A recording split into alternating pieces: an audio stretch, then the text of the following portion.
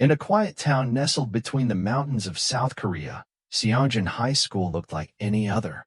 Red brick buildings lined the school grounds. Cherry blossoms fluttered across the courtyard in the spring breeze, and students poured in every morning with backpacks and dreams. But inside those walls, not everything was peaceful. Behind the classrooms, beyond the faculty's watchful gaze, a silent war was raging, a war between those who bullied and those who suffered in silence. Jaehoon was 17. With quiet eyes and a stoic face, he looked like someone who never cared too much about anything. He kept to himself, always with headphones around his neck and a novel in his hand. People thought he was weird, maybe even cold. What no one knew was that Jaehoon had been broken once, years ago, in middle school, when his small frame and stuttering voice made him the perfect target. He'd been pushed, laughed at, called names. Until one day, he stopped speaking altogether and transferred schools. Now at Spongin High, he was different. He didn't stutter anymore, and he didn't flinch when someone raised their voice. He was invisible, or so he thought. Then there was Taemin, the complete opposite of Jaehoon. Loud, sarcastic, with messy hair and eyes full of rebellion. Taemin never followed rules. He skipped classes, picked fights, and talked back to teachers. But he wasn't a bully, he just didn't take nonsense from anyone. Most people were scared of him, and that was exactly how he liked it. But deep inside, there was a reason behind all that rage, one that he never spoke of. When Taemin first noticed Jaehoon, it wasn't because of the books or the silence. It was because Jaehoon didn't move when Kang Min-soo, the school's most feared bully, tried to shove him aside in the hallway. Everyone else flinched or stepped back. But Jaehoon simply looked at him with tired eyes and walked past. That moment stayed with Taemin. Kang Min-soo and his gang ruled the school. They weren't just bullies, they were predators. They extorted lunch money, made juniors do their homework, and humiliated anyone who looked weak. No one stopped them because their parents were rich or connected, and the teachers? They turned a blind eye, choosing peace over justice. But everything changed one rainy afternoon. It started when Min-soo cornered a first-year student in the storage room behind the gym. The boy, pale and trembling, had refused to give up his phone. That was enough for Min-soo to make an example out of him. But just as he raised his hand to hit him, Jaehoon appeared in the doorway. He didn't say anything. He just stared. Min-soo laughed. "What? You lost or something?" Jaehoon stepped forward slowly and pulled out his own phone. He pressed record. "Are you seriously filming me?" Min-soo snapped. Jaehoon didn't answer. "Delete that." Min-soo growled and charged forward. But before he could reach Jaehoon, a hand grabbed his collar and yanked him back. It was Taemin. The hallway went silent. Taemin smirked. "Didn't your mommy teach you not to hit kids?" Min-soo's face twisted in rage. "You want to fight, huh?" Taemin didn't respond. He pushed Min-soo back, hard, and the bully stumbled against the wall. Jaehoon didn't stop recording. The younger student ran away. That video, it never went online. But word spread fast. For the first time, someone had stood up to Min-soo. Two boys. Jaehoon the quiet one, and Taemin the troublemaker. Together, they became the talk of the school. At first, it was awkward. Jaehoon didn't want attention. He hated crowds and whispers. But Taemin?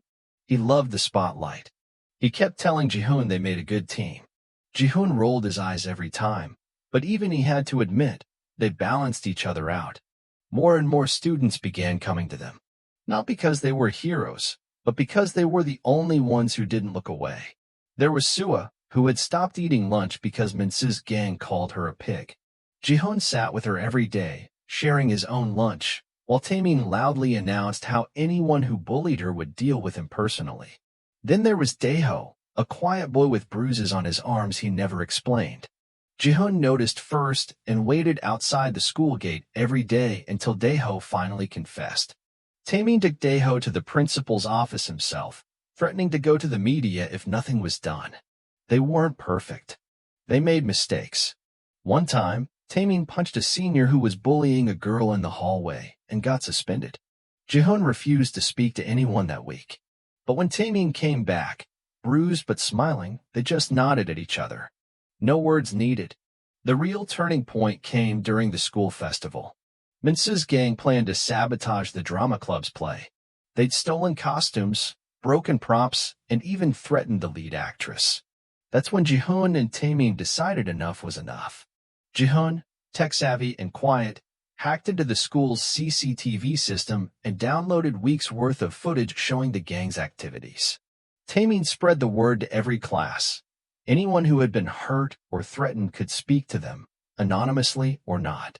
They collected stories, screenshots, evidence. Jihoon created a presentation. Taemin convinced the head teacher to let them show it during the festival's closing ceremony, claiming it was part of a student awareness campaign. What happened next shook the entire school. On a giant screen in front of hundreds of students and teachers, Jihoon played the footage. Faces were blurred, names not spoken, but everyone knew. There were gasps, whispers, some teachers in tears. And then Jihoon, for the first time, spoke into a microphone. "I was bullied once," he said quietly. "No one helped me. But this time, I won't be silent."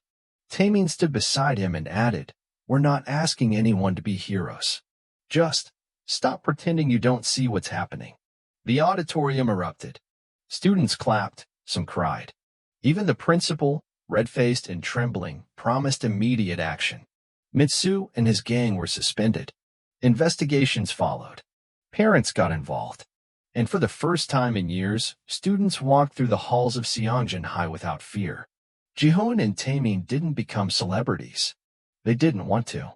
They still sat at the back of the class, still skipped lunch sometimes, still argued over music and books. But things were different now.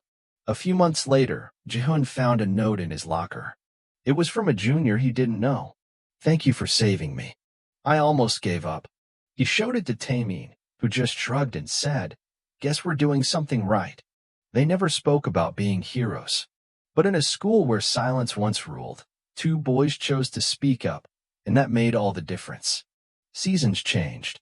Graduations came and went. Jihoon started writing stories, quiet tales of courage. Taemin opened a community gym, teaching kids how to fight, not to hurt, but to defend. And every now and then, they'd meet at their old school gate, look at the cherry blossoms falling again, and remember the day they stopped being invisible and started protecting the ones no one else would. Because sometimes, heroes don't wear capes. Sometimes, they wear uniforms, carry books, and walk the same hallways as everyone else. But they choose to stand up when no one else will. And in that choice, they become unforgettable.